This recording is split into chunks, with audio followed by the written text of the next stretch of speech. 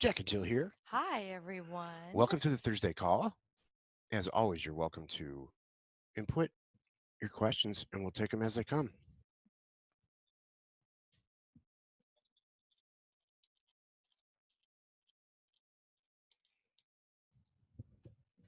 Are we good there? Yeah, Okay, sorry. we're We're actually live on Facebook for the first time, and we're going to see if it works. exactly. It's a new thing for us to do this way.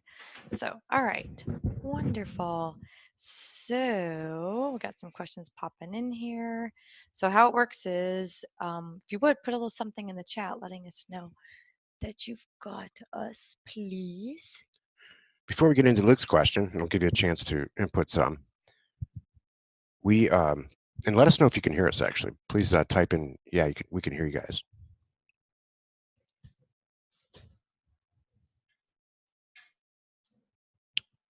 Okay. Great, thanks very much, Carrie. Thank you. The Jill Pay Heartland thing is done. All you need to do, and I'll put it on the screen, is email. You're just jumping right in on that one? Yeah. All We'll right. gives everybody a chance to warm up to the question situation. Okay, cool. Can I spell this out real quick Sure.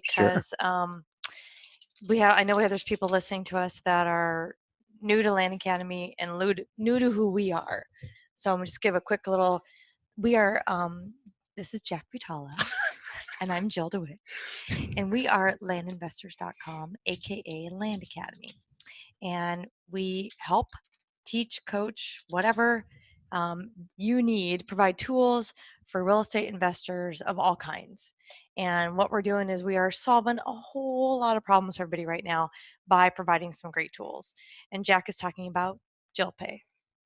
Yeah, we our whole premise is we send out a ton of letters, blind offers, so to speak, that are respectful and correctly priced, and we purchase a lot of real estate.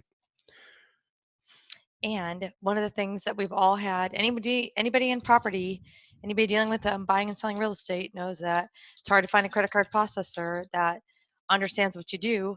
And then when they do understand what you do, they drop you. Yeah, because they're not comfortable not super keen on, for whatever reason, taking they, credit cards. yeah, taking credit cards to buy and sell land. It is a little bit unorthodox, Or I any have to admit. property, even like rents and things. There's other things. So Jack has solved it. So while people are adding in their questions, Jack's letting you know what the details is if everybody wants to use Jill Pay and spread the word. Yeah, it doesn't cost any more or any less. We went through a year-long process of understanding their process to make sure we pave the way for you. So now they've got specific people there that are going to handle your processing requests. As far as pricing goes, which Luke cares about a lot, we all care about it. It's about 40 or 45% less than Stripe. The industry doesn't get any cheaper than that. Mhm. You can jump into the questions still if you like. Okay. Well, you want to say what to do right there that you just typed up? Yeah, so just email Yanni at landinvestors.com. On Monday, she's going to take all the requests and we're going to process them, the initial requests anyway, Mhm. process them through Heartland with you. Yep. So it's YONNIE, Yanni at landinvestors.com. Send her an email with your name, first name, last name, phone number, email, and your land company business name if you have one. And Yanni will get you the email, be an email with instructions where to go from there to get it all set up Yep. through Heartland and all good stuff. So thank you. All right, diving in. We have a lot of good questions popping in Yeah. here. Okay, cool. All right, so Luke, hello, Luke. Luke is asking, what is too long in inventory for vacant land? Because it depends on the What size is and the. too long inventory for vacant land? Like, how you should be able to get in and get out of it within reason in about 30 to 45 days. And I mean cash in, cash out. If um, if Often it's a lot anything longer less. than that, it's probably a really large piece of property that requires a ton of money.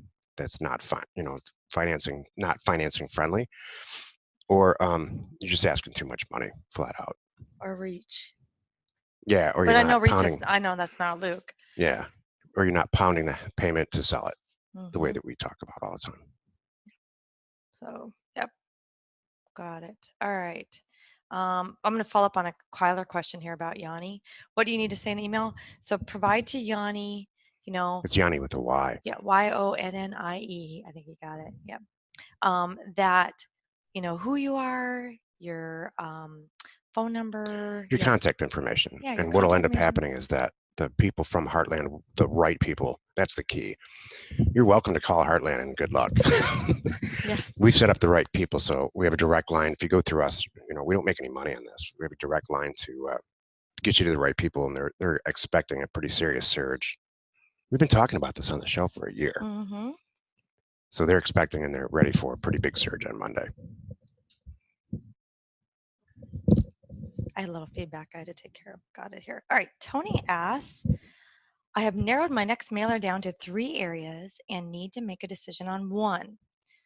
When doing a mailer to purchase property, which of the following will provide more success when selling? Love it. An area which has a high quantity of lots for sale, over 125 based on popular land listing website, or an area which has a low quantity of lots for sale, under 15 based on a popular land listing website. Higher quantity could mean lower price when selling, but sell quickly. Lower quantity could mean higher price but longer to sell. Supply and demand. Based on your experience, you find this to be true with land. Yes. So I would, to directly answer your question, I like properties in counties and areas where there's not a lot of comps. There's almost always demand, and if it's not being fed, you'll sell the property really quickly. But be careful not to pay too much. That's all. But Tony, you know what you're doing. I have to ask Tony, did you sell all those properties that we talked about right when you signed up with us a while ago? I'd love to know if you did that. Mm-hmm. I was really impressed with your approach. Seriously. Cool. Type it in or let us know. That'd be great. All right. While we're waiting, I'm going to get on to Matt's here. Matt asks, my first 1,500 piece, 3-state, 3-county mailer, nice, hit 2 weeks ago. 75% of the calls are from one county in Tennessee. I just notary closed my first deal there today. Congrats. After 1 week of hate, more calls coming in from this county looking to sell at my asking price of $1,000 an acre. Comps are $3,000 to $4,000 an Perfect. acre. Too good to be Done. true. Or did I hit a good county? No, it's not. This is No, it. you're doing it right. Welcome to the rest of your life, Matt. Yeah. You didn't Yay. just get lucky. You did everything right. Yep. Awesome. Tony replied Outstanding. to your thing too. Yeah, he sold 2 this week and found out you were priced too high. And, I was wondering about that. But good. I'm glad you sold them. That's awesome. Yay, Matt. I can't wait. This is it. You did awesome. Richard Castle asked, do you have a price yet for the live course education? What will the first class be? So it'll Talk be, about Jill and that. I just talked about that over lunch. We were, don't hold us to it, but this is a basic premise. We're going to schedule it or construct it the way a college course is constructed. So it'll be 6 weeks, probably 1 2 to 3 hour course every Thursday evening via a webinar scenario. It might be this format. It might be I think Adobe it's going to be Connect, something cooler. Yeah. probably Adobe Connect. We will limit the number of spaces in each class, and you do not have to sign up for all of them, but it'd be good to do that. Mm-hmm. And then based from there, we'll take it from there. Like if pricing becomes a big issue, then we'll have an offshoot class for that. And as far as the actual price of the classes go, I don't know, but I'll tell you, it'll be less than half of what you would pay for a typical college, a university course, and way the hell less than our competition. Way, way, way less. Mm-hmm. We're just doing a new format. What we're doing with this whole thing is it's a new format to us to be more accessible to everybody right at that moment that you're learning and have that question. And it Right, will Jack? it will replace the Yes, cash flow from land actual program. Yep. It's going to be That better. product will terminate at the latest January 1st, probably Yeah. sooner. And you'll walk away with, you'll have this whole recorded thing. It's like basically we'll be doing a version of maybe it's the SFR program live Yeah. each time, and then you take it home with you kind of thing. You have it to review and do later, just like you would have this program. So good stuff. We'll do it for houses. We'll do it for land. Eventually, we'll do it for other asset types. But the premise is basically the same. Mm-hmm. And as you can see on the screen, Jack has that slated for starting in the beginning of January. Right. So that's when the classes will start. So in in probably December. We'll open up enrollment for those. It'll be awesome. Trevor I mean, asks. I'll add one more thing. Sure. We will be literally doing a mailer in this class. So everybody in the class will be doing a mailer with us. I mean, we're going to do a live, real life mailer. And by the end of the 6-week course, we will be buying houses and buying land. And hopefully you will be too. Like I will review everybody's pricing and where they're choosing to send the mailer. And it's a full-blown, hands-on, meant to buy piece of real estate at the end course. This is not theory, or it's not academic concepts. It's real. Mm-hmm. Exactly. All right. Trevor asks, "Hey guys, I'm not one for blowing smoke up anybody's backside, Oh, but good, Trevor. I've had a great I've had a great month already. Made way more than my job, and literally just got off the phone with a home run Colorado deal.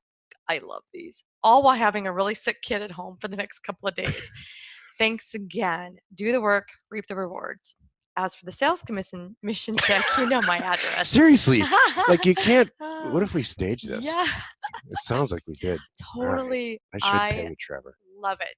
We do know where to find you, Trevor. That's so wonderful. Good. We just I'm not gonna give any names because was it in confidence? I don't remember. Okay. I'm just gonna say we had an individual the other day that we had a call with, and I can't remember where we were, but it was basically they just took 6 months and dove into this and made more in the 6 months than they did a year of their pretty high powered job that they left. Well, he was on the show. He was on full blown. Did he say that for everybody? Okay, yeah. Okay. It was Justin. Oh yeah, it was all a blur. I couldn't remember if I could share that or not. Okay, yeah. Justin, if you go back onto YouTube, if you're into these calls, the historical calls are all on YouTube. Yeah. And last week we had a guy named Justin. I can't pronounce his name. Sleva. Yeah. He's a former COO for a railroad and made enough dough to quit his job and just loving He's life already right now. in 6 months made more than he did at that job, and that was not a job to sneeze at. Yeah. We just talked to a guy. Jill and I just talked to a guy it's his 1-year anniversary, and he's a wedding photographer, and he's ready to leave that profession. He's on our call right now. Oh, he is? Good. Okay. Yeah. We don't need to mention his name, but right. He had a real successful year. Yeah. Like a test year. Exactly. Like a I'm just doing it as a hobby, and oh my goodness, I did really well. Right. So awesome. The term bridezilla came up a few times, which I think is really funny. That was fun. You like that? Can you imagine your customer and your business they're brides?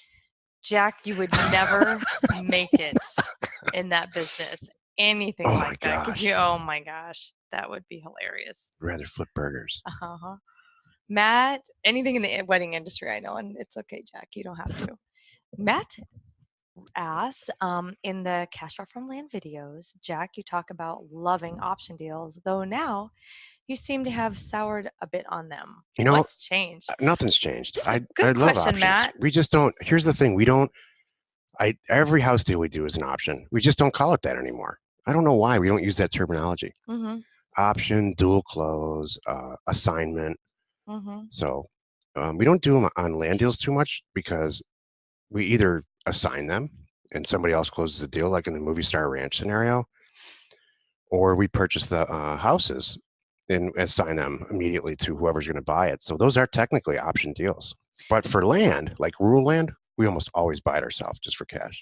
Well, here's my thought on this we always too, do, Matt. actually. The reason we don't promote it so much is because I don't want new people coming in and having 60 option deals. They own nothing, and it's confusing and hard, and I want them to just buy. So that's my thing too. I don't want to be a start out of the gate with options, so I don't really bring them up a whole lot. You don't learn anything. Yeah, I want them to buy a property, do it, sell it, and then later on when you have one that's really big or great, or it's a house or something, you're going to sign it. Then it makes sense. Jill's a huge advocate. I've heard her say it probably 4 times this week already because we're doing a lot of planning. She does not want to give the impression to anyone that you don't need any money to start this. Yeah. It's slimy, and we don't want to be that kind of. We're just not that way. Mm-hmm. You need to have a few bucks. You don't need to be a multimillionaire, but it helps to have some money when you start doing this to have the confidence and everything else. And this is not like a schlocky late night TV infomercial. Mm-hmm. Exactly. Thank you. Hey, Albert. Albert asks, could you speak a little on offers to owners as far as, I can help with this. Yeah, Jill, go As ahead. far as buying homes, how do you recommend sending offers to homeowners? Jill is in her current office. We launched offers to owners about 40 days ago. I mean, it's done. It is done. It's by Mhm, far the most successful company launch I've ever done. And we strategically put it in her office, the people that run it, so that she could see. And mhm, we strategically left me in a very different zip code. mhm. Exactly. So go ahead. So, all right. So, offers to owners, it's super easy, and we have people doing it right now for exactly that property type. So what is it, Joe? Um, Explain. okay, what they do, it's we have a lot of people that aren't in our community, and they're finding us through like Bigger Pockets and other online communities. They're realizing that we have this data, and we have the data to everything. And we are. I'll tell you right now, we are personally using the newest product that we just have. We're the only ones that we have it right now that we're using it. It's 100% coverage. Jen is using it. So basically, Albert, you call Jen if you or you have the data. I mean, you can do your own data. Go to offers to owners. There's a forms section on there. You can get a template and download it, which is our sample house buying offer mailer, and that's what you use. So whether you want to download your own data, use that template, price it how you know how to do, and get it going through offer centers in the mail. Or for anybody who doesn't have data, this is what Jen's doing a lot of. There's a lot of people calling her going, oh my goodness, we didn't know you guys were here. Yeah, I'm happy to find you. And Jen's talking with them over the phone, like, okay, what do you want me to pull? Do you want mortgage? No mortgage. Do you want a very, a mortgage up to a certain percent? 3 bedroom, 2 bath. What do you want? Do you want how big of an area? I mean, she's doing the whole thing. So people basically call her up, put in an order. They'll say, I want to, within a mile of this intersection, and these are the parameters. Jen pulls it and says, okay, now there's, you know, 45,000 lines. Is that what you want? Like, okay, no, I don't want that much. Let's narrow it down. And then she gets the data to them and put it together and get it in the mail. We have a guy who has submitted multiple orders. He buys 55-year-old plus condos in that type of community in Florida, and he's killing it.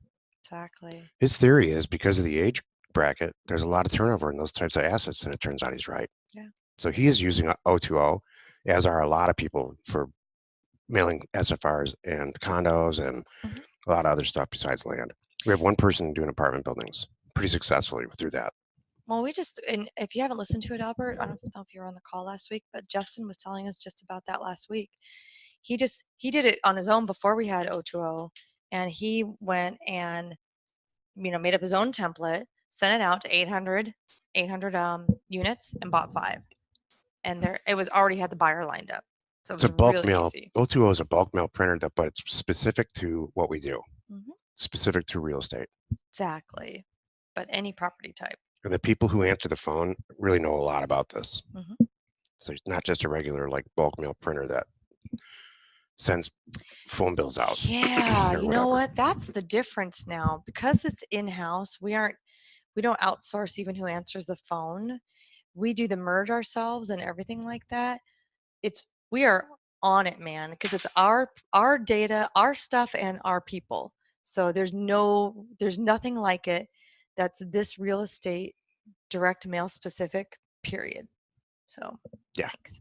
Hey, Sham God asked, having an issue with posting on Craigslist. Yeah. Um, most are getting flagged. VAs have tried different accounts, VPNs, etc. Any ideas? Yeah. I'm gonna turn Luke Smith's microphone on here so he's got a lot of experience with this. Cool. Hello, Luke. How are you? Hi guys.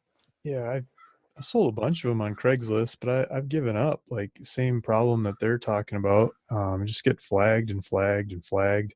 I think if you have 2 properties or 5 properties or something, and just live and breathe Craigslist and keep updating it and putting them out there, it works. But when you try to move a whole bunch of properties or a bunch of ads on there, I mean, I get so red flagged off of there. I mean, the ads aren't even up long enough to breathe. It doesn't make any sense.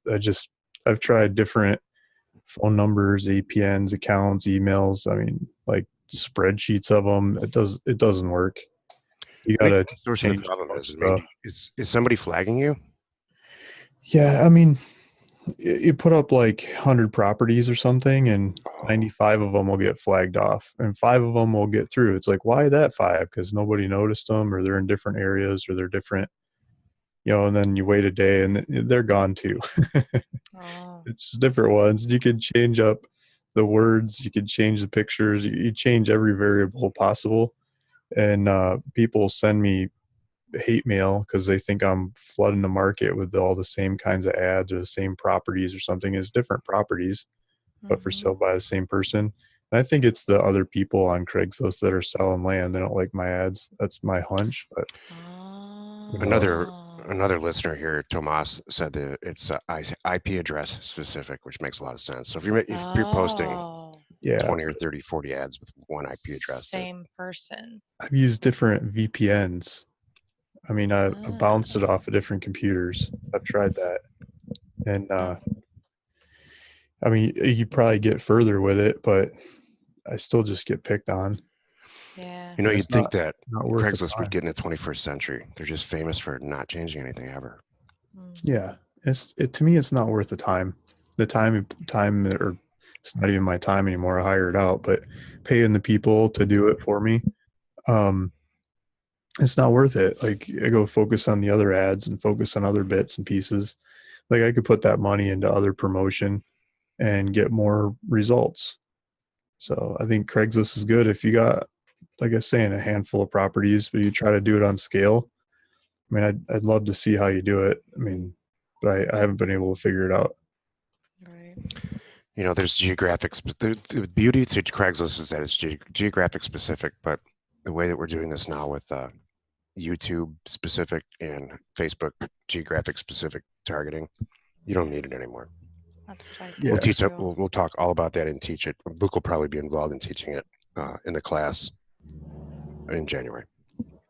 Cool. That'd be fun. Like you can even get sexist on there if you wanted to. Like, oh, the women ask too many questions. I'm just targeting guys. Yeah.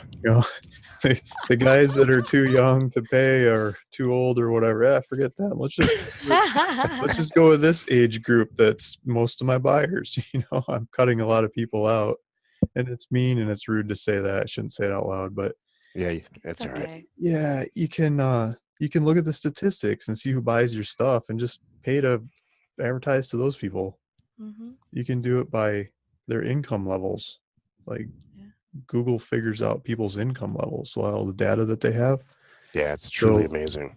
You can just do, like, let's say it was the 60 to 70th percentile of income people in the US that buys most all my property. Okay, let's stop advertising to the bottom 50% income people and the top 25% income people or whatever. Those numbers, don't quote me on those numbers, but you get the idea. You can run them all and see who clicks through and buys stuff. You can run the statistics and just rely on their statistics.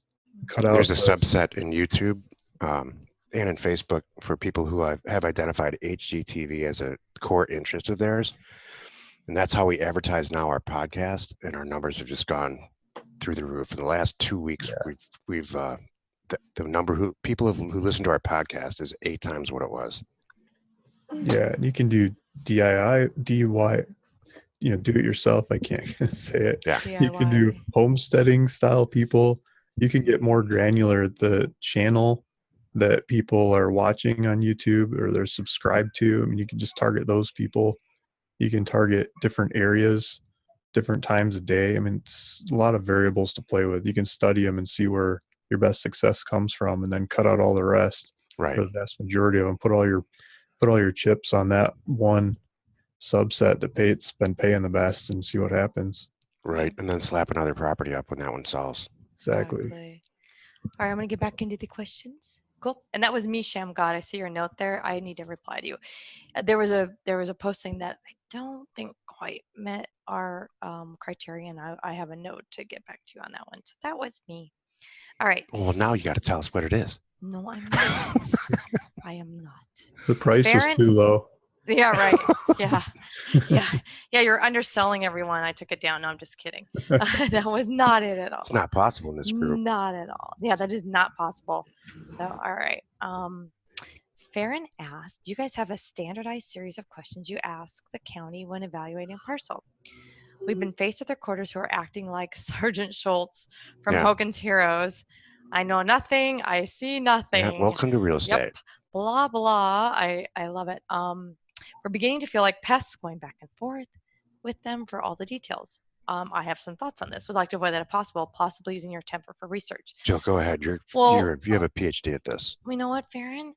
I tell you, we don't call the county as much as we used to anymore, because I jump into Parcel Fact and all the other tools that we have. With Parcel Fact and Title Pro, you got a really good idea. I'm not sure, unless you need to know maybe current taxes. Or is it buildable? The tax. I think that's more along the lines of what are the actual uses of this property. Yeah. I think a lot of that can be done on the Google internet. some of that too. Yeah. Exactly. I've pulled up the county zoning list and I've sat and pulled up the descriptions, so. But here's my thought on that, the big picture point. Do you really want to know that much about the property? Then there's that. I don't need to know that you can have an RV in there for 6 months and a day and that's it. Every I don't time, need that much. any time that you spend evaluating a property is time wasted that you're not looking at data to send out another mailer. Got it. You just sell it, buy it and sell it as is, where is, with all faults. Do you know what, Farron? We just talked about this on the show today. He's asking about easements. And that's another one. I mean, we literally, one of the next 5 shows that are coming, we talk about easements. She means podcasts. Or podcasts. What did I call it? Shows. Okay. Yeah. It's okay. Sorry. Podcasts, which is one of the reasons it's priced this way is because we're not doing all our homework about the this, the that. It might be easements. It might be minimal rights. It might be, something like that.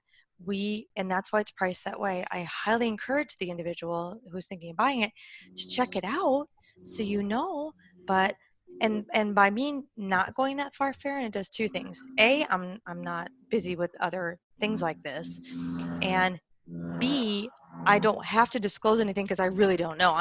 There's no way I could get in trouble for anything because I really don't know. Do you want to add to that, Jeff? Yeah, so I'm going to use a real quick classic car example. Okay. And I talked about it on the podcast. If you're staring at 2 65 Mustangs, one of them is turnkey ready. The owner, it's $30,000. The owner throws you the keys, you turn the key in, you drive away, and everybody loves the car, and you're using it, and you're satisfied. Exact same car, $5,000, and it needs all kinds of work. You can't turn the key. There's all kinds of, but they both have huge value. I'm a $30,000 car buyer. I don't want to work on a project, but a lot of people love the $5,000 version, and then they finish it themselves and do what they want. So if you have a customer who expects you to have a $5,000 car, but have all the answers and fix it all up and still have it be $5,000 and turnkey ready, that's not right. Mm-hmm. So that's what we discussed too. We're $5,000 sellers, yeah, but we're $30,000 buyers. If that makes sense. Right. And I would too. If they really want to know that much, Farron, that might change my price. Hey, I'll go through all the motions for you. I have told people, I use this on the podcast. I had a guy that wanted it staked out. I said, well, here's the deal. And this was back before I had Parcel Fact. I had a pretty good, I had a plat map, so I could give him all that good stuff, but it wasn't staked. And that you think, and he's like, can you go out there and stake it or get somebody to? I said, you know what? It's not priced that way, but if you want me to, I sure can. Here's what I would mark it up to. So do you want me to do it? I mean, or do you want to go do it? It was kind of like, I was in a nice way saying, look, it's much cheaper if you do it. And that's what he did. He's like, oh, I get it. I'm like, that's just not what I do. And then he worked out fine. Luke will be the first person to tell you that if somebody asks more than 3 questions, they're not going to buy the property. Yeah, that's so true. I need to listen to that advice more. I get stuck on the phone with too many questions way too often. Exactly. Thank you. Your rooster agrees. Yep. Exactly. Marge asks. I bet the rooster's saying something else. Is sending out my first mailer. Expletives. Yes. Sending out my first mailer, anticipating a mid-December slow. Oh, this is a good one. Anticipating a mid-December slowdown.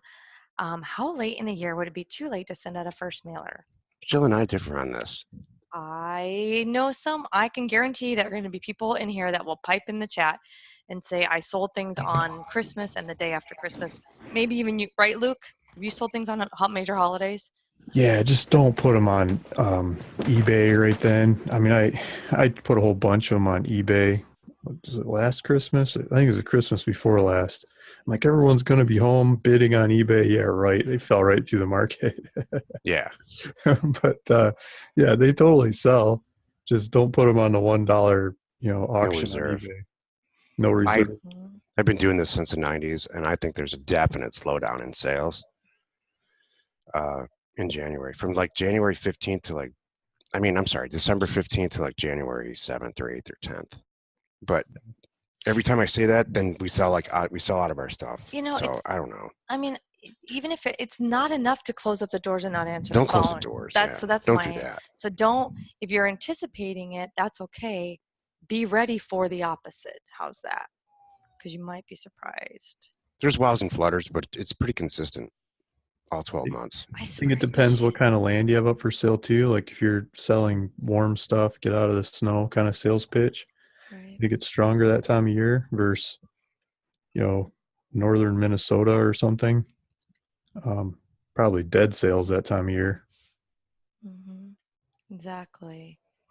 Han asks, for pricing, am I correct in understanding that the general equation is do research to figure out market price and send offers at 25% to acquire and sell at 50%? When should there be an exception to this rule? What kind of granularity is the pricing done at zip code or neighborhood? How long does it usually take to price, say, 1,000 rows? Thanks in advance. Well, this is the key to the kingdom here, Han. In this extremely intelligent question, and anybody's success and what we do for a living is based on this question. And there's a little bit of an art to it. So I've said this before. I wish I could write an algorithm and share it with everybody and say, you know what? This is how it works. It's 25% of retail every single time. And it's just not. For the equation that you mentioned works pretty well, and it's actually the one that we use for rural vacant property. In fact, sometimes we go a little lower, sometimes we go a little higher, depending on how many properties are out there at any given time or for sale. For houses, we pay closer to 60 to 70%, and then just mark it up a dollar amount, not a percentage. So every single week we get this question, and I have to hand it to you. It's not as eloquently stated as asked as you're asking here, but it takes me. There are people in our group that are way more successful than us financially at selling land, and they just blow through it. Luke's one of them. Luke just, he'll send an offer to every single person who owns a 5-acre property in the whole state, in the same price with tremendous success. It takes me probably a whole week to send out a really good, let's say, SFR campaign in one community in like the Los Angeles area. But our hit ratio is crazy. Like 800 or 900, we'll send out 1,000 offers and buy like eight or nine houses. So and I don't want you to expect that to happen to you, but I wish I had a better answer.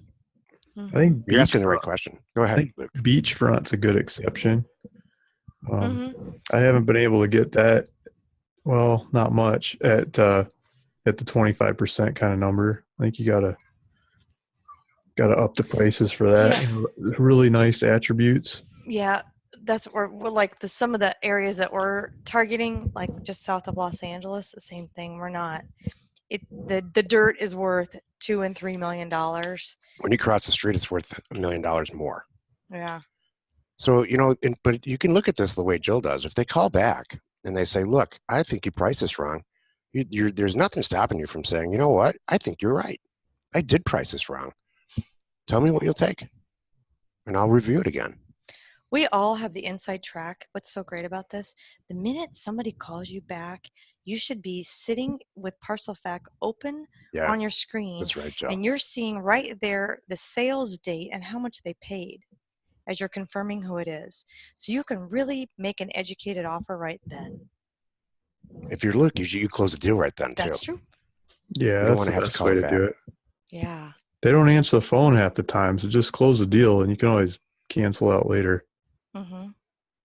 If they're on the sunny side of retired too, they're not going to remember that you. Well, what are you talking about? Oh my goodness. Can we offend more people? On Oh, this we call? had a funny call the other day, I'll tell you, in our office that went to 3 people and ended at me.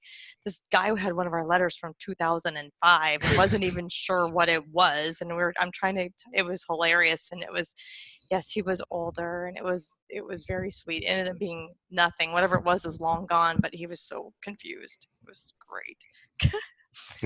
All right, Tony asks, can you let us, do we have, Yeah, can you let us know sure. what the card processing fees are, the percentage and the per transaction fee?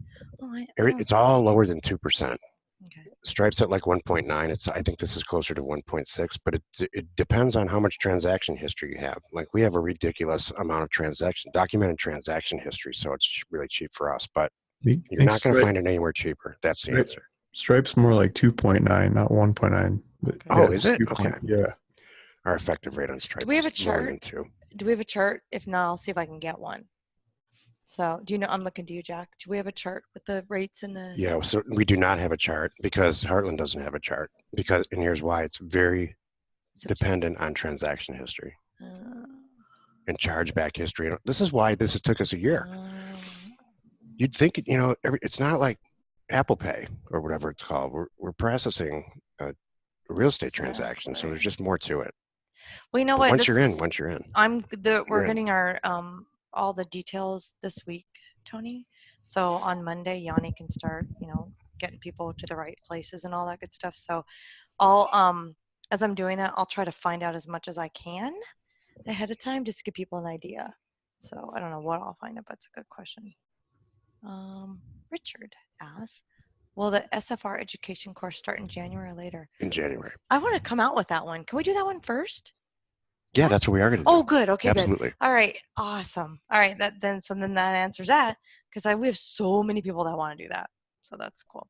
All right, and question for Jack. It's a good way to make our regular job. Basically, we're going to do our regular job on a webinar, and we're going to check everybody else's so that they can do it too. Do it correctly. Richard also asked a question for you. Oh, have you sent a mailer using data tree? Any tips? Yes. The way we use data tree is exactly, and I mean exactly, how we use RealQuest. So what's the difference? The interface is in the 21st century. Like how you sort for data is so much easier than RealQuest. And then the big deal with data tree too is that they have 100% coverage. Like somebody was mentioning last week that there's no Alaskan counties that are covered in RealQuest, and this covers. I was going to add too, we have a lot of members that even though they have RealQuest, one of their hangups was going in and pulling the data and getting the right data so they could sort it down and do the mail. Jen is helping all y'all. So for 020, we only use data tree. We don't use RealQuest at all. And it's working out great. I know there's a price difference. But I'll tell you, we have a lot of members that are like, I don't care, even 99 cents is fine because I don't have to do it. Jen is pulling exactly what I want. I'm buying less to get the right records to do it right. So I just want to let everybody know she's there to help. We're licensed providers for all three. So RealQuest, Title Pro, and Data Tree. Yeah. And the source of the data is all exactly the same. It's all comes from the assessor, but how it's presented and how usable it is very different between the three. And data tree by leaps and bounds, I think, is the most user friendly. All right. Luke can ask this. Luke's going to answer his own question. Yes. Luke asks, when you sell land through title, do you ask for earnest money? I have a couple title closes that seem to go on and then not happen. Wonder if it's time to start asking for earnest money. We do. We absolutely do. I had one that they didn't ask me. Remember that one that they didn't ask me for earnest money and I backed out? Yeah. Yeah. What's comfortable to ask? I mean, what's for vacant land? $500 is almost always what we say. $500, good. Yeah. They're serious. You can just tell right out of the front if they're actually going to follow through with it or not. Yeah. Exactly. $500 and no more than 2 phone calls. And if they say, well, what do you mean 500? Then that's just a pretty big red flag. Yeah. Yep. we can all swing that. Yeah. I like that. Han asks, other than hoop board. Jack has something to share on this. Other than hoop board, where else do you recommend looking for people that want land investing money partners?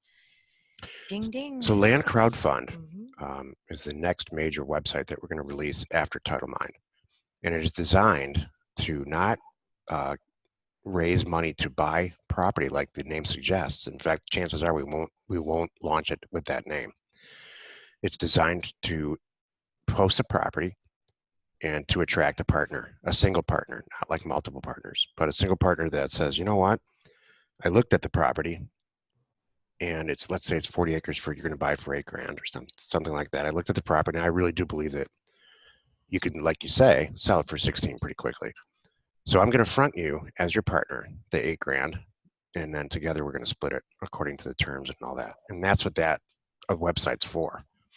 So Can I just add? Go ahead. Yeah, go ahead. I think that sounds awesome. It's good. I want to be on there a lot using that website. But another way in the meantime, or larger reach to a different crowd, is people that are buying land from you. I mean, I noticed that some of the people that buy land from me are just parking it away. They're not using it. And I've been pretty successful at calling them up afterwards saying, thanks for buying the land. You know, what are you using it for? And they say, you know, it's just better than putting money in the bank, or I'm saving it for my grandkids or something like that. And I said, well, why don't you let me try to go market it for a higher price than you just bought it for me at? We'll do an option agreement and we'll split the proceeds of, you know, you do an agreement from there. You do that once or twice or a handful of times with a person, especially make them some money off of it and actually ship it to them and stuff. They take the money and they come back and just buy more land from you. And numerous ones that I've done that with have offered me more money, given me more money to go do other land deals with, and the relationship grows from there. And I think that's brilliant, Mhm. Luke. it It's really, brilliant. with the securities industry, not a lawyer or anything, but I've had some experience in the securities industry. Um, it checks a lot of boxes of having a prior business relationship Yeah. with the person that you're raising money from. You're not necessarily just calling them out of the blue or marketing or putting ads up and starting to securitize stuff and starting to, you know, risk their retirement funds or their kids' college funds or whatever, and put them out on the street if you lose their money. You know, that prior business relationship starts cutting through a lot of the rules and regulations and making it a lot harder for them to get you on all the rules about raising money that are out there. Yeah, what Luke's talking about is that the rules and regs for securities and stuff, they're trying to ensure against flippant decisions. So, and that's what when we release Land Crowdfund, it'll only be to group members first, or you'll have to be a group member for a while, like a cool-off period before you can actually start getting involved. And I think that's really smart. Yeah, it's not open to the general public, where anybody off the street can come in and put in all their money, whether it's from a credit card or from their home equity line of credit, or if it's real savings that they have, you know, stuff that they can risk or not. Like, how do you really know? The securities industry is full of the know your client, know their financials, know that that's money that they can risk, they can lose, before you can willingly and knowingly go put that money to work and risk it on something. Because you can be held liable if that person loses, if you lose the money together, working together, lose the money, and they're, you know, it's changing their lifestyle. They can't pay rent. They can't, whatever. It changes their lifestyle. They can come back to you. And there's a lot of repercussions there, the way the industry is set up. There's a lot of protection stuff for the investors in the U.S. If you're a girl and you want to go out on a date, you don't want to date a guy off the street. You want to date a guy that, like, your sister knows or your brother knows, or, you know, some kind of prior relationship. Not one that your mom hooked you up with, though. Yeah. Let's not go crazy here. Idea. Okay, I know where you're going with that one. Sometimes Jill kicks me under the desk so hard that Okay. it's awful. All right, we have a lot of questions. Let's see here. Thomas asks, The live courses will be in addition to the monthly services fees of the gold level. Hold So, on a moment. I hadn't even thought about that. well, yeah, we're going to mix it all in, but I will directly Oh, answer it. that might be kind of cool. The monthly fee that we charge is for access to the tools. We've always kept them separate. So the monthly fee is not to pay for the education. It's to pay for the tools to continue your business. And nothing will change here. To answer your question directly, the live courses will cost money, but the tools that you will receive, with the gold level, will grossly surpass the actual amount. Let me give you an example. If you walked in right now to First American and said, I would like a subscription to Data Tree, please, they would say, great, it's $24,000 a month. Plus, I think 90 cents a record or something. Whatever So when we offer it, it's going to be ridiculously less expensive than that. It'll either be with the silver or gold level, or and the prices aren't going to go up. So the monthly fees are for the tools. Well, what he's asking is, will the live courses be part of the gold level? And I'm open to that. So you know what, Tomas, I'll think about that. Maybe the silver people you pay, it's different, or if at the gold level it's included. I hadn't even thought about that. I haven't either. That's So that's a good idea. Thanks. Now I got to talk to I'm Jill writing about more that stuff. down. Thanks, Thomas. Jill, of all the things that Jill and I disagree on, pricing is the worst. Totally. I think we should give everything away, and she's like, "What are you talking about?" Well, here's the thing. I agree with that. Trust me, because we definitely give a more away. I want people to come in with the right mentality. It's like, trust me, there's times that we've really tried to donate and almost like sponsor, seriously, some people to help them out, and they're the ones that do the worst. They're not in it. They don't even care. Seriously. I know. It's true. Like a scholarship thing. Yeah. All right. Christian That's asked. a good idea. I know, but the scholarship people that we've done it quietly every time, and then they never pan out. They don't even log in. I'm like, what the heck? Jill and I have given away like all of it. The person has just never used it. They complained. And did you ever give a card to somebody? They come back and they say, it doesn't work. I'm like, Seats that's why I ripped. gave it to you instead of sold it to somebody else. It's like, yeah. All right, Christian asks, I sent out a small mailer to some apartment complex owners up here in Cleveland to source some leads for a client of mine using offers to owners. 020 said the order was completed on 10/4, but I still haven't gotten the letter I mailed myself or heard from any property owners yet. How long does it usually take to mail when hitting 020? Well, hold on. What's today? That is not normal, Christian. So please send Jen a note and she will follow it up. Because usually it's not that. The only time that I know of a delay was Florida recently because of weather and stuff like that. That really is the only reason. So the Rust Belt's famous for bad post offices too. So, but no, Jill's right. That you should be. It's about 2 weeks is when you should start. And you're really the first person I've ever heard say that, other than the Florida person. Yeah. So please. Hey, let us know. I would like to get to the bottom of that just as much as you. So please, Exactly. So tell them exactly what to do, Jill. Who should he contact? Jen, do it to support, because it'll go right to Jen. Send it to support@offers2owners.com, and Jen will get right on that. Actually, Jen's probably looking it up right now as we're talking because Jen's on the call. So you might have an answer by the time we're done. So, okay. Michael asks, I'm currently subscribed to CoreLogic and approaching my 1-year anniversary with Land Academy. Yay! When can members switch to Data Tree? We are working on that. So we want to be pros at it. So she said it could. We already have an answer on this one. So Jack and I are working on that, and we haven't figured out where we're going to roll that into gold or what yet, but it's coming.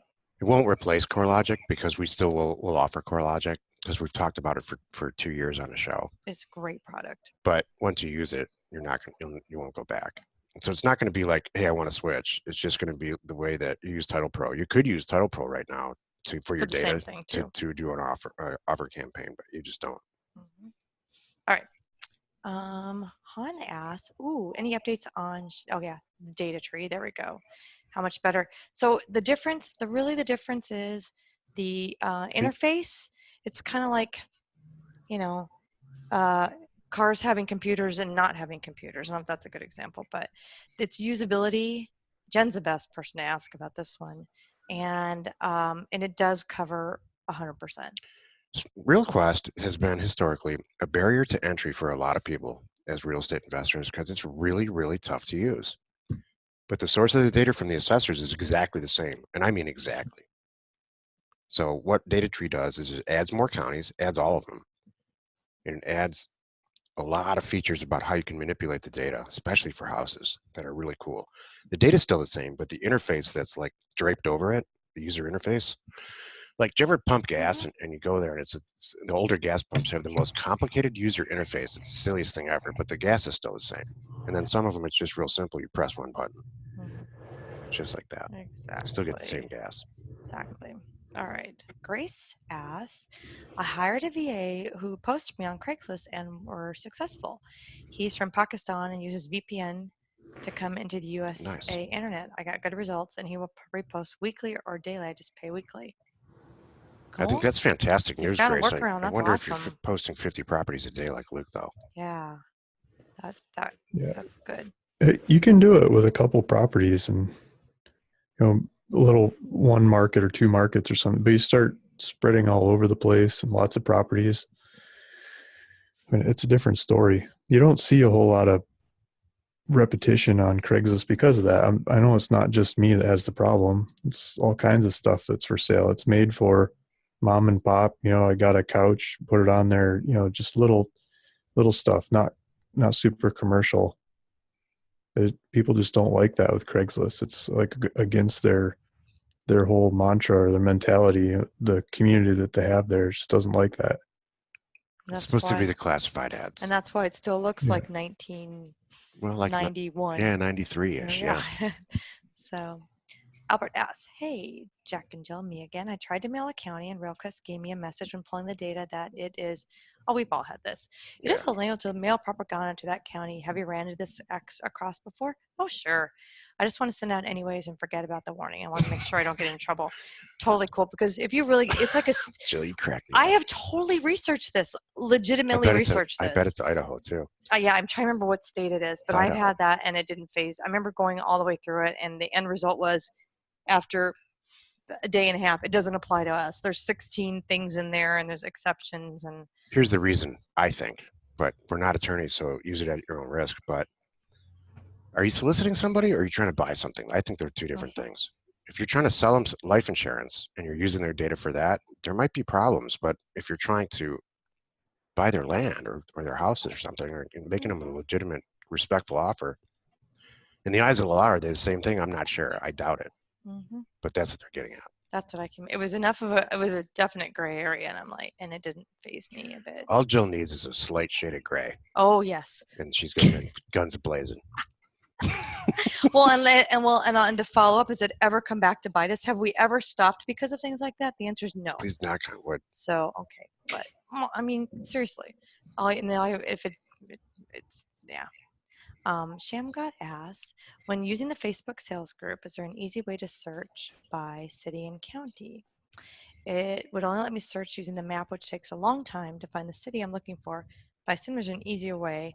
I haven't figured it out. I think there's a thread in landinvestors.com on this, because I know Kyria is a pro at this. So now check YouTube also. Yeah. So they probably have some good tips on how to do that.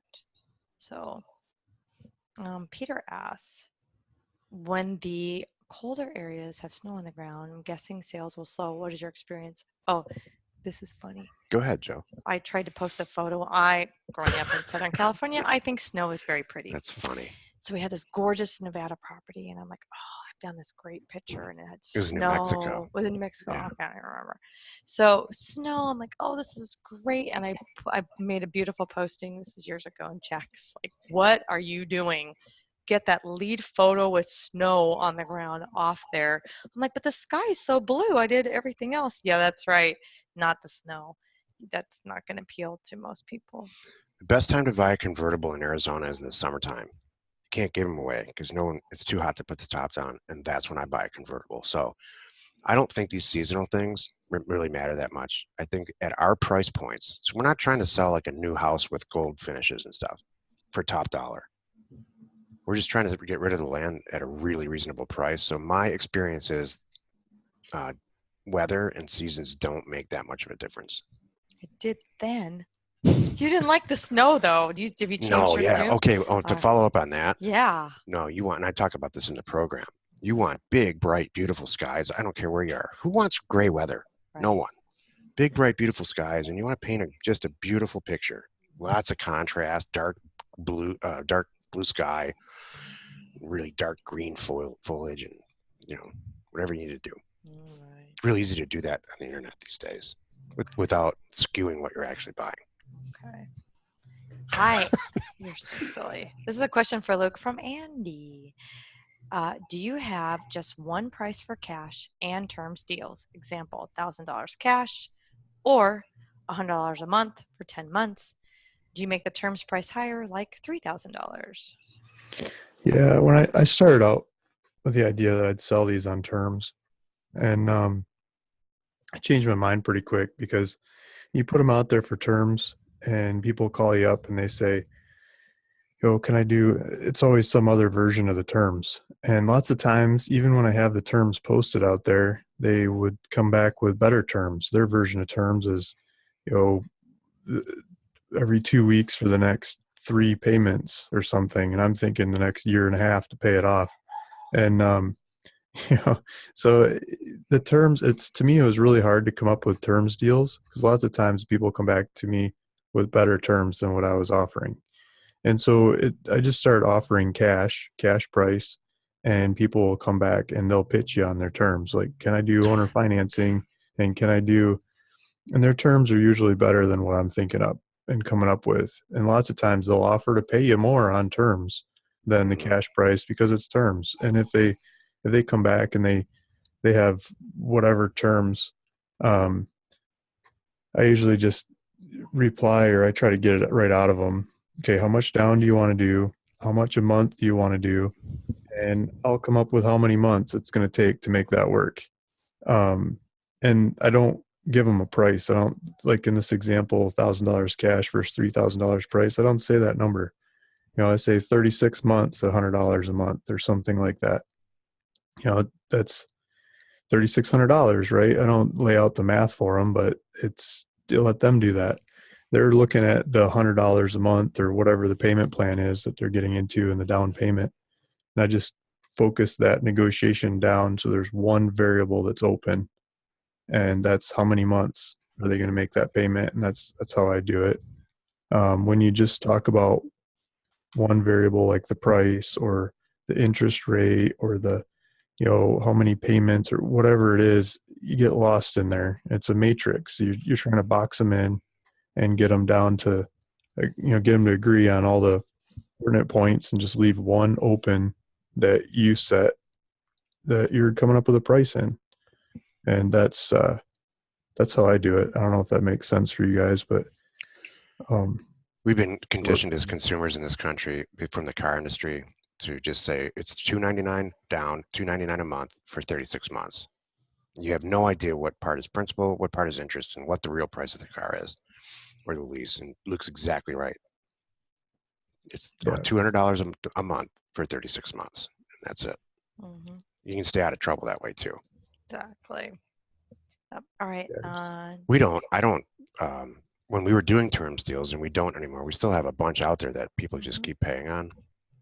But I would either sell it up for cash or for terms. We wouldn't do it both ways. There's a million examples out there of how to do it, how people do it successfully. But in general, the terms transactions, we'll buy a piece of property for $2,000 or $3,000 to $5,000 and sell it for like 40 grand on terms, just forever. Those are the deals I like. Yeah.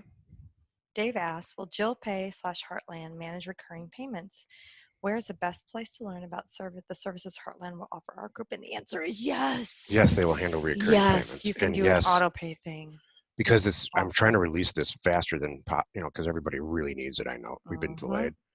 If you email, like it says on your screen, Yanni@landinvestors.com, she's going to put you in touch with the guy that they've assigned, that Heartland's assigned to us in our group. Mhm. And that guy's going to explain it all. Once we get all the answers, just like you, we'll put it on JillPay.com Mhm. with the real specific answers of pricing and the whole thing. Yep, I do know that that's a yes though. So good But here's the question. thing, and no one's price gouging at all. It's going to be cheaper than Stripe. Where else can you go? Where else can you Right. go to get credit card payments collected? There's just no place else. Exactly.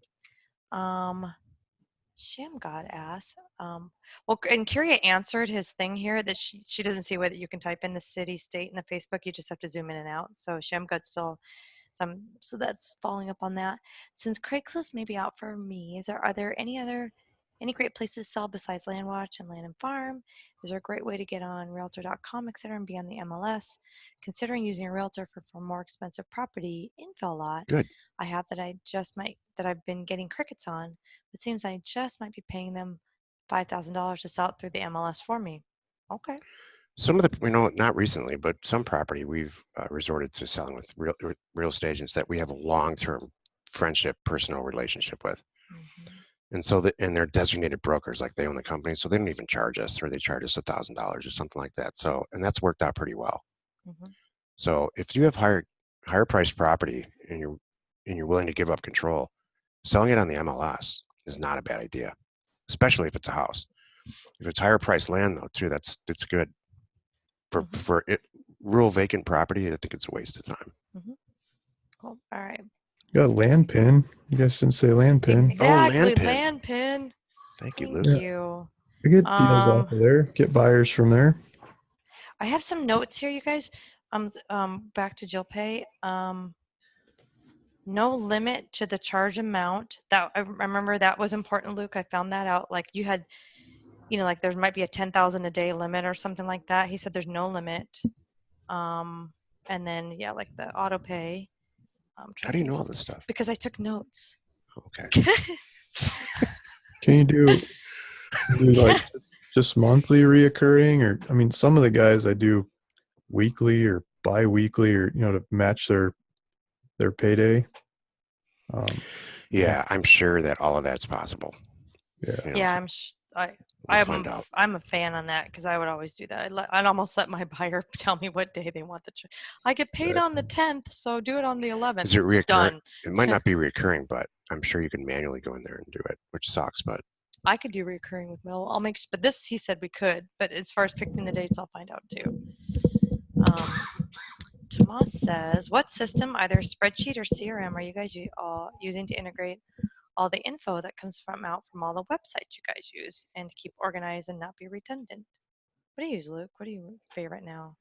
Are you a Podio? I've used a couple different systems. I just reverted to Google Docs, like spreadsheets in Google Docs, because they're really searchable. They're real fast and easy to search across multiple documents. And you can get a history of all the changes you've made or other people that are using my spreadsheets have made, because I have people I work with that help me on multiple fronts. And so they're entering data and updating stuff, and I can see who's made the changes and what the changes were. I can revert stuff like that. But really, because of that searchability and scalability, like one of the programs I was into in the past is Buildium. I still use Buildium for houses, but the fees went crazy for vacant land. Like, yeah, the fee scales up. The more deals you get into, it just goes up and up and up. And it's really hard to negotiate with them for some reasonable prices. So spreadsheets, you can do as many deals as you want. It's unlimited. You fit them all in there, and you're not paying more fees as your business grows. The fees don't grow with it. I like that kind of concept. We have a custom made CRM/database that we refer to as the system that I paid like $250,000 to develop in Microsoft Access in like 2004, 2005, and we still use it.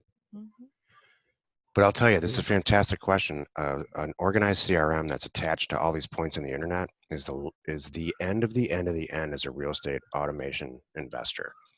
Imagine if you could go out to Data Tree and pull down some records, price it all, upload it to a CRM, and then from there, it's just button pushing.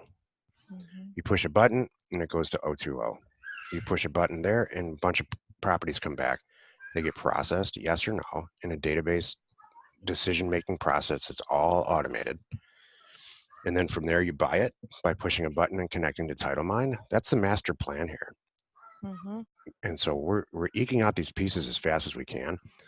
But they're all going to work if you together. go to Land Academy and you look at the platinum level membership, which is the final membership, that's the CRM is what's in there, where you can, if you're smart enough to keep it all together, that you just sit there and do deals. It'll all So work that's a together. great question. And there's nothing that exists like that in the industry. And that's what our 2018 goal is. Amy asks, as a silver level member, to get access to Data Tree, is there a link or a special code or pricing, or do you just go directly to their website? And the answer is none of the above at the moment. Jack and I haven't because we just got the access ourselves, and we just started using it ourselves less than a month ago. So so we haven't decided yet. Is it silver? Is it gold? It will be one of those two. It's one of the two. And the silver price per month is going to go down. It's not going to go up. We're not going to launch with the price that's posted there now. What are you talking about? You mean gold? I mean gold. Sorry, the gold price is not. What's listed there is not. Okay, so we'll make it good. Data Tree has a free trial. Go for it. Dude, and do they really? What? Curious said that. Hey, and I don't know. I didn't know this. If anybody knows go try it. What it is a la carte, like per person. It's like I'm super curious. I don't know what the a la carte pricing is, because we out of the box said, this is what our needs are, and they're like, well, you're going to spend this much money. We're like, what? It's a lot. That's like hundreds of thousands of records per month, and it was crazy expensive. So yeah, it is crazy expensive for us. It is expensive. Okay. Tony asked, I apologize, but I was on a call for land. Yay, keep the money flowing. Awesome. Can you repeat the credit card processing fee costs? Don't have the numbers right in front of me. So we are gonna, and Jack said that it varies slightly depending on your transaction history. It varies pretty materially based on your transaction history. But I have been told by multiple places all around Heartland that they are more than 40% cheaper than Stripe. And I don't know, Luke, I mean, were you with Bank of America for a while? No. Didn't you have like a personal relationship with a bank? They're processing your stuff. Yeah. US Bank, they were promising and guaranteeing and everything that I was going to get the merchant account. I went through the paperwork, and I mean, their fees sounded ridiculously cheaper. It was really, really cheap. And eventually, the last minute, just before I could turn it on, it said, no, can't do real estate. Yeah. After everybody and their brother said I could. And yep, I know the feeling. That's the way it goes.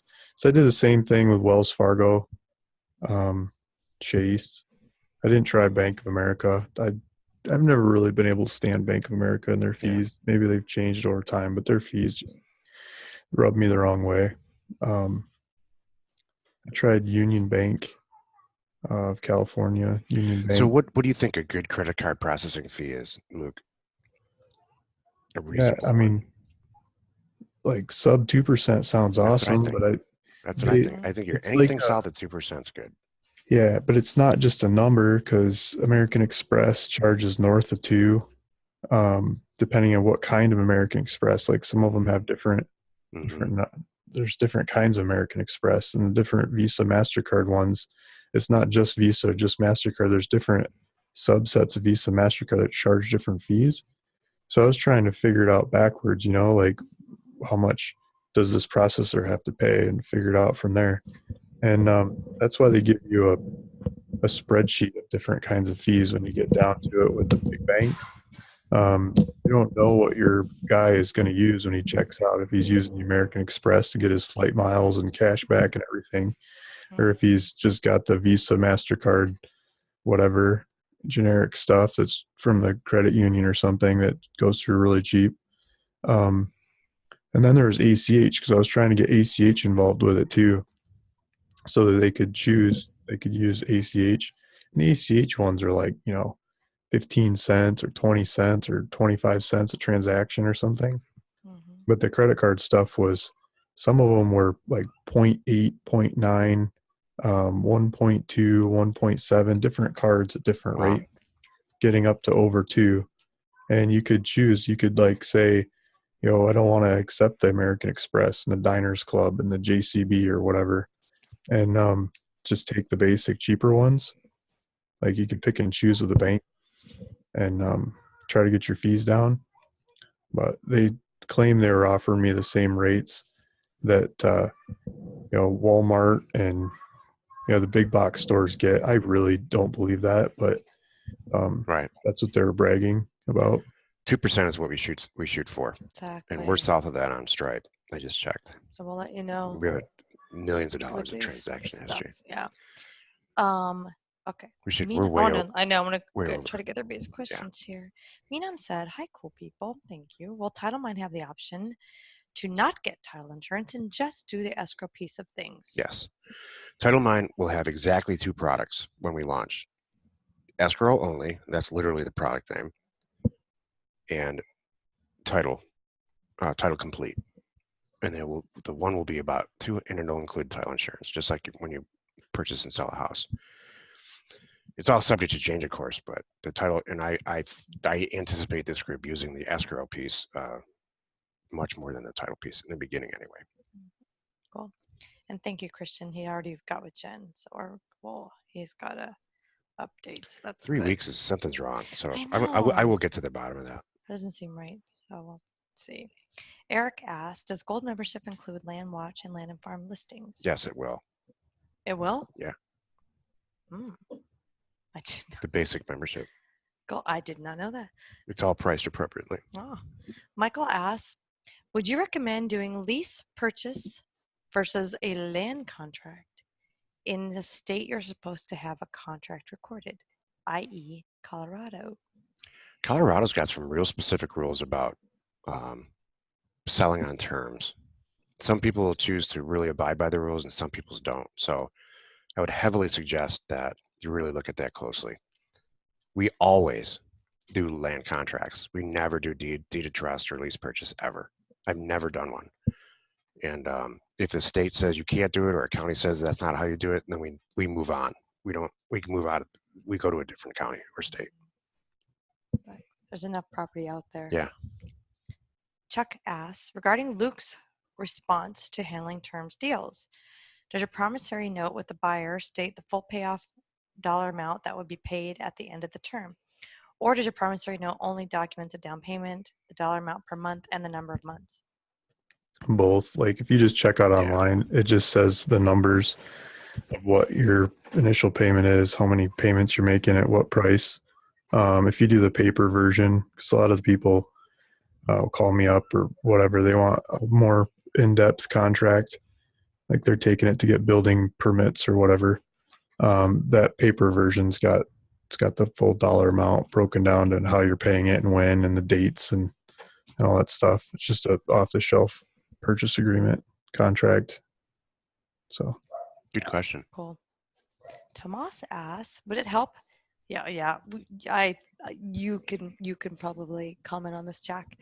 Would it help if there is such a CRM prototype that pulls data from counties and CoreLogic already? I use one that is almost there and would love for you guys to look at it, get ideas, and Hell talk yeah. about your own. Why reinvent the wheel, right? Bring it. Jack at landinvestors.com. I'd love to take a look at it.